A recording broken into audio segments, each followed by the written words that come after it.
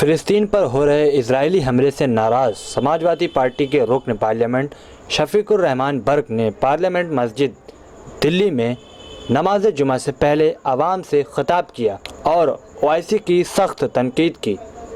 اس سے پہلے مسجد کے امام و خطیب مولانا محب اللہ ندوی نے خطاب کیا۔ دیکھیے انہوں نے کیا کہا۔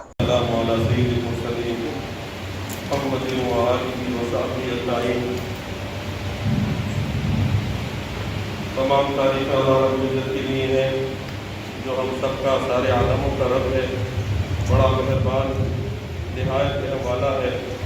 درود و صلاۃ و سلام اس کی نبی حضرت محمد مصطفیٰ صلی اللہ علیہ وسلم پر، آپ کے اہل بیت پر، آپ کے اصحاب کرام پر، آپ کی جو اتباع کرے آپ کی اتباع کی طرف بلائے اس پر۔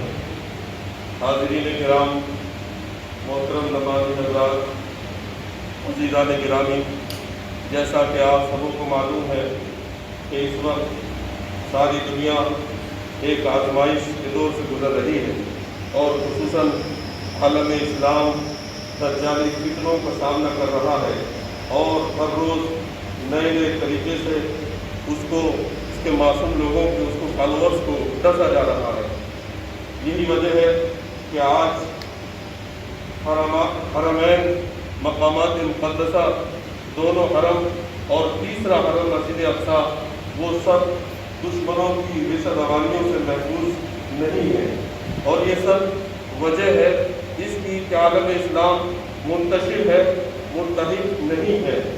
اس لیے بار بار اس چیز کی آواز اب سارے عالم میں اٹھائی جا رہی ہے عوام کی طرف سے کہ ہمیں سب کو کلمے کی بنیاد پر کہ ہم سب ایک رب کے ماننے والے ہیں اور ہم سب اس بات پر یقین اور ایمان رکھتے ہیں کہ ہم سب کا اور ساری انسانیت کا رشتہ حضرت آدم و حضرت حوا سے ہے، اور نسل پرستی کی وجہ سے جو دنیا میں انسانی نسل کشی کی جا رہی ہے، جنوسائیڈ کیا جا رہا ہے، نسلی تقسیم کی جا رہی ہے، اس سے بڑا شرمناک المیہ اس صدی کے لیے کوئی اور نہیں ہو سکتا۔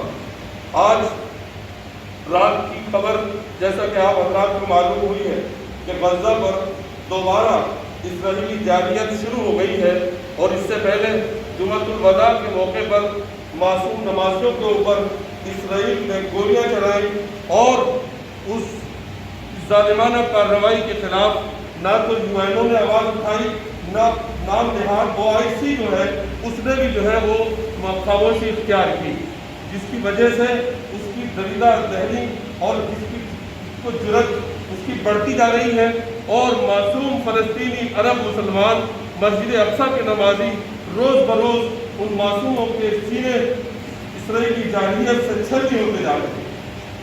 یہ بے حمیتی، یہ بے غیرتی، یہ دین سے غفلت، یہ ہمیں کہیں کا نہیں چھوڑے گی۔ آج اس بات کی ضرورت ہے ہم سب کے درمیان ڈاکٹر شفیق الرحمان برق صاحب جو ملت کا سرمایہ ہے اور جو دونوں ہاؤسوں میں الحمدللہ سب سے زیادہ سینئر ہے، اللہ تعالیٰ ان کی عمر و صحت میں برکت عطا فرمائے۔ ڈاکٹر صاحب سے میں نے حالات حاضر میں جب گفتگو کی کہ کیوں نہ ہماری مسجد سے، ہماری مسجد کے نمازیوں کی طرف سے اس کا اعلان جائے کہ نئی OIC تشکیل کی جائے، نئی OIC اسلامک ممالک کی تنظیم، اور اس میں ہندوستان کے مسلمانوں کی بھی شرکت ہو۔ اور بڑی یہ اچھی بات ہے کہ ہماری حکومت نے UN میں فلسطین کے موقف کی تائید کی، لیکن ہم امید کرتے ہیں کہ اسرائیلی دہشت گردی، اسرائیلی ٹیررزم کی بھی وہ مذمت کرے۔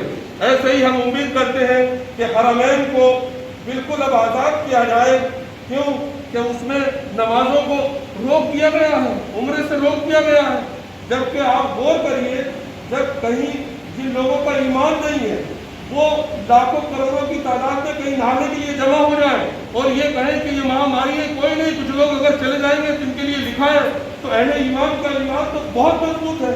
یہ کون سا طریقہ ہے کہ ان جگہوں پر، ان مقامات پر جہاں پر سیدنا حسین رضی اللہ عنہ، جہاں پر حضرات خلفائے راشدین، اور جہاں پر اہل بیت، اور جہاں پر اللہ کے رسول صلی اللہ علیہ وسلم نے اس دین کی بقا کے لیے اور اس دین کی وحدہ لا شریک، اللہ وحدہ لا شریک کا کلمہ بلند کرنے کے لیے وہاں سے آواز اٹھائی، آج اس سارے جزیرۃ العرب میں کوئی ایک حسین بھی نہیں جو اسرائیلی جاہلیت کے خلاف آواز اٹھائے۔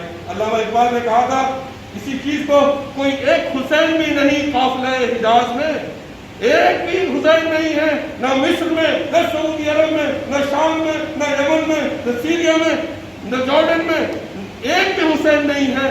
کیا بات ہے کہ ان کو معصوم بچوں کی آوازیں نہیں پہنچتی؟ کیا خواتین کو جو بلک رہی ہیں ان کا سسکنا، ان کی آبرو تار اسرائیلی گنڈے کر رہے ہیں، کیا وہ نہیں غور کرتے؟ اس لیے ڈاکٹر صاحب نے اس درد کو محسوس کیا، اور حضرت ابراہیم علیہ السلام کو جس کا حکم دیا تھا اللہ نے کہ ابراہیم وَأَذِّن فِي النَّاسِ بِالْحَجِّ، اے ابراہیم لوگوں میں حج کی منادی کر دو، 2 سال سے حج نہیں ہوا ہے۔ اور اس کے بعد بھی جو ہے وہ اسرائیلی جو ہے سازشوں کی وجہ سے ساری دنیا میں جو مذہب ہم کو کہا تھا اقبال نے کہ اپنی دوسروں پر اپنی ملت کو قیاس نہ کرو، یہ جدا ہے دین ابراہیمی اور دین محمدی دوسروں سے۔ اس لیے اللہ رب العزت ڈاکٹر صاحب انشاءاللہ کچھ کہیں گے، اس تعلق سے ڈیمانڈ کریں گے۔ اور یہ جو ایک بات سن لیجیے آپ کہ سورہ کہف آپ پڑھیں گے، اللہ رب العزت ارشاد فرماتا ہے وَتِلْكَ الْقُرَىٰ أَهْلَكْنَاهُمْ لَمَّا ظَلَمُوا، ہم نے ان بستیوں کو ہلاک کر دیا جب وہ آمادہ ظلم ہو گئی۔ زمین کے جس حصے میں بھی، جس بستی اور جس شہر میں بھی، چاہے وہ کوئی اسٹیٹ ہو، جب ظلم پر آمادہ ہوگی تو اللہ کا یہ صاف اعلان ہے سورہ کہف میں وَتِلْكَ الْقُرَىٰ أَهْلَكْنَاهُمْ لَمَّا ظَلَمُوا، جب وہ بستیاں ظلم پر آمادہ ہو گئیں تو ہم نے ان کو ہلاک کر دیا۔ وَجَعَلْنَا لِمَهْلِكِهِم مَوْعِدًا، لیکن ہلاکت کا ایک وقت، ایک وعدہ ایک قائم مقرر کر رکھا ہے۔ اور عجیب بات ہے، سورہ بنی اسرائیل پڑھ لیجیے، ابھی وہاں پر تبدیلی ہوئی ہے اقتدار کی، تو نئے وزیر اعظم جنہوں نے یہاں کر کے رات سے پھر حملہ شروع کیا ہے معصوموں پر، اور پوری دنیا خاموش ہے۔ انہوں نے کہا کہ اب دوبارہ تیسری مرتبہ بنی اسرائیل یہاں سے اجاڑے نہیں جائیں گے۔ ارے بھیا قرآن میں فرمایا گیا ہے، 2 بار کا قرآن میں ذکر ہے، اس لیے اس میں 2 بار کا کسی بار کا، لیکن یہ بھی فرمایا گیا ہے ان احسنتم احسنتم لانفسکم وان اسأتم فلها، اگر تم ٹھیک رہو گے، صحیح کرو گے تو پھر اپنے لیے کرو گے، اگر تم برا اور ظلم و زیادتی کرو گے تو اس کا وبال تمہارے اوپر پڑے گا۔ تیسری بار دنیا میں منتشر نہیں کیے جائیں گے یہودی، بلکہ اللہ اپنے پاس ہی بلائے گا۔ یہ قرآن کا وعدہ ہے، یہ قرآن کا ارشاد ہے، یہ قرآن کے نکات سے پتہ چلتا ہے۔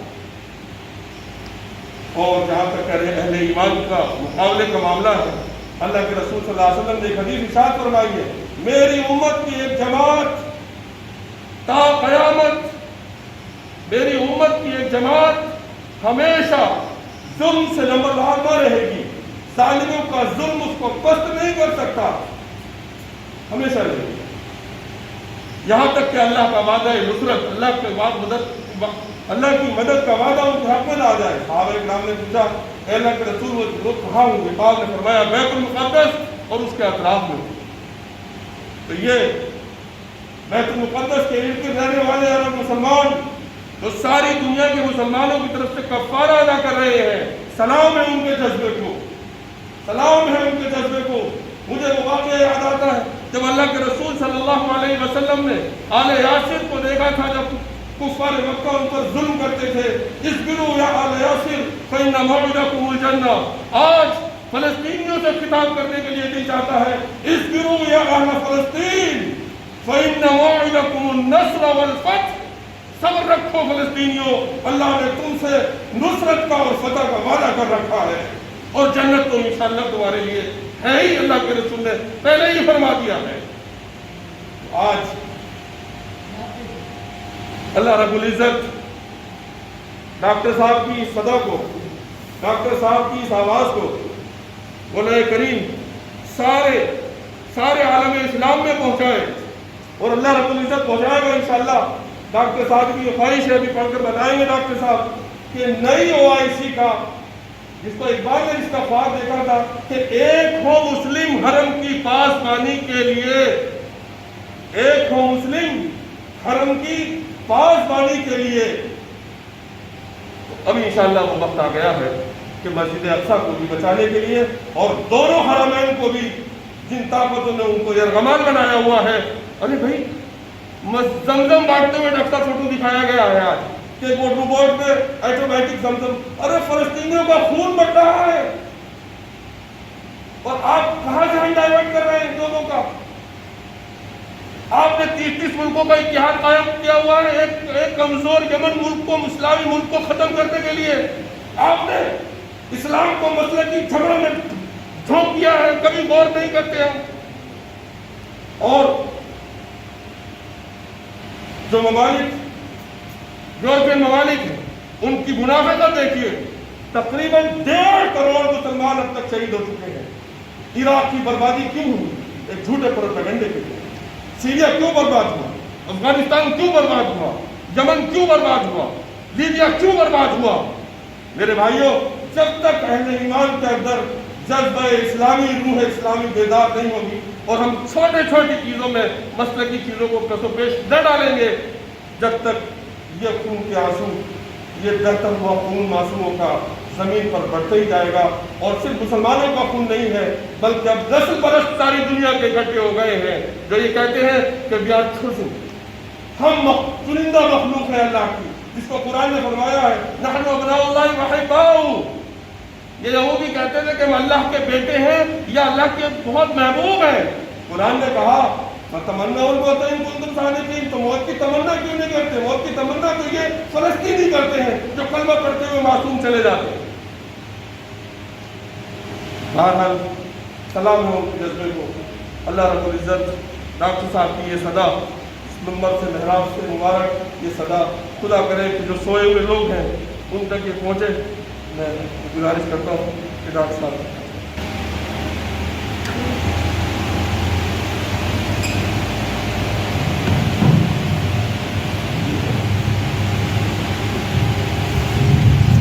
على رسول الكريم أما بعد أعوذ بالله من الشيطان الرجيم بسم الله الرحمن الرحيم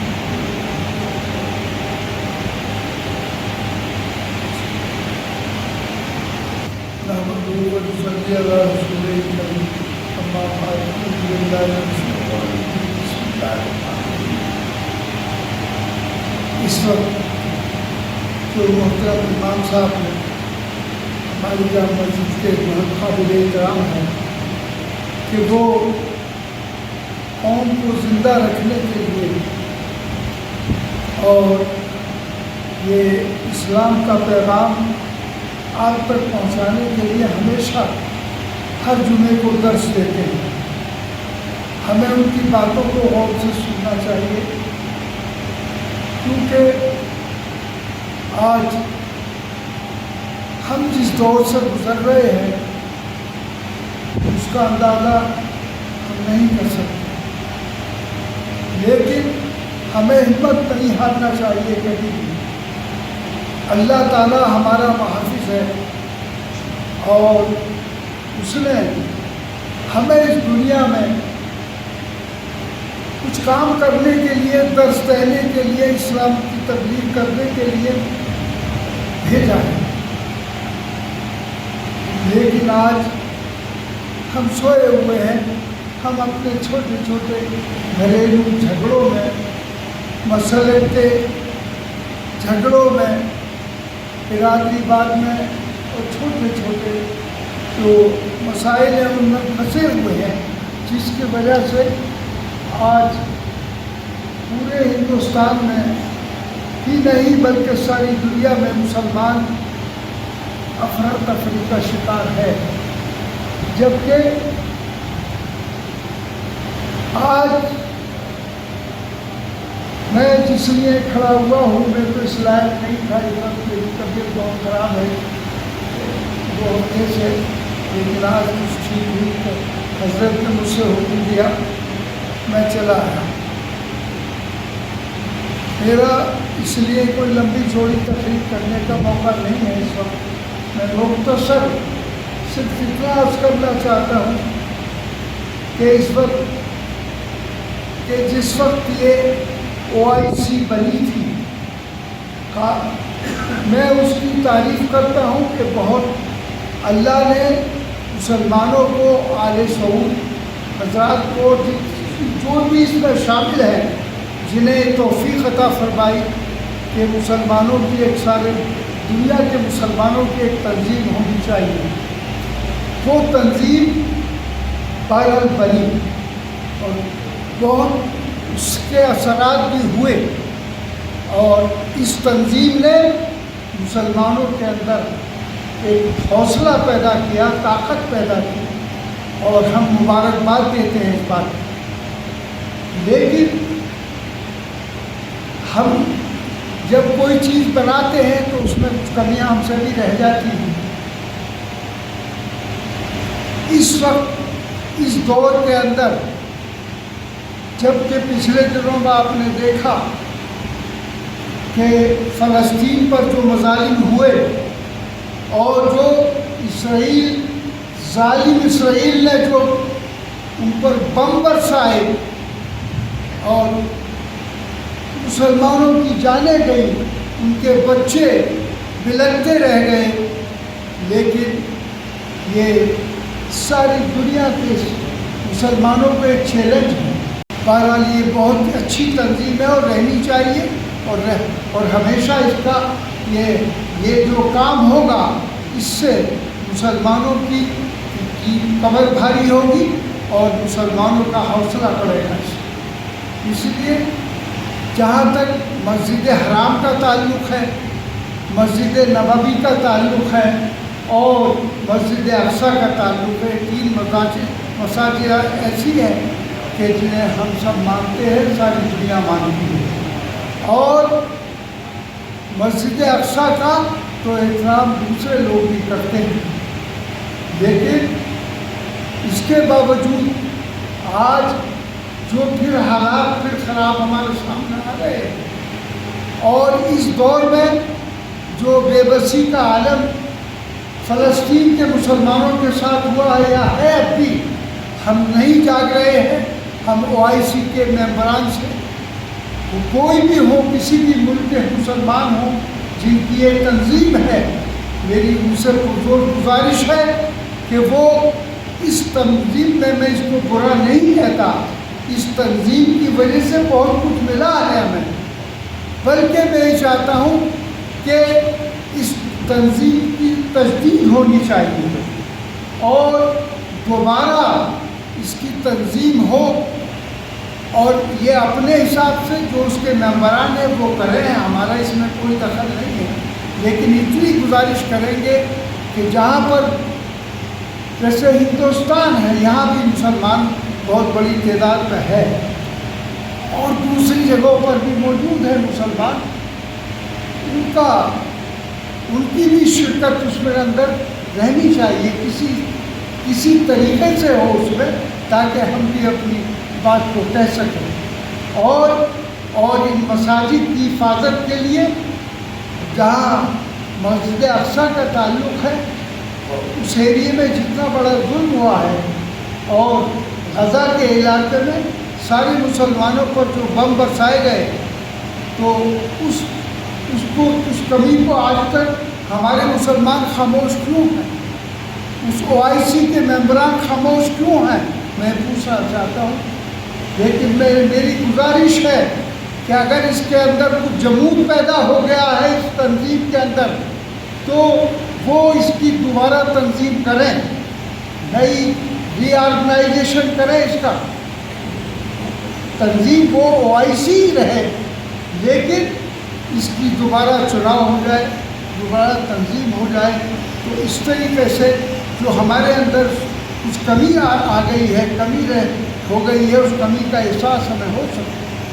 تو اس لیے میری ساری دنیا اسلام سے گزارش ہے کہ وہ اس OIC کو کی دوبارہ تنظیم کرائیں، تاکہ ہماری جو کمیاں ہیں وہ دور ہو سکیں، اور تبھی ہم ساری دنیا اسلام کو جگا سکیں گے.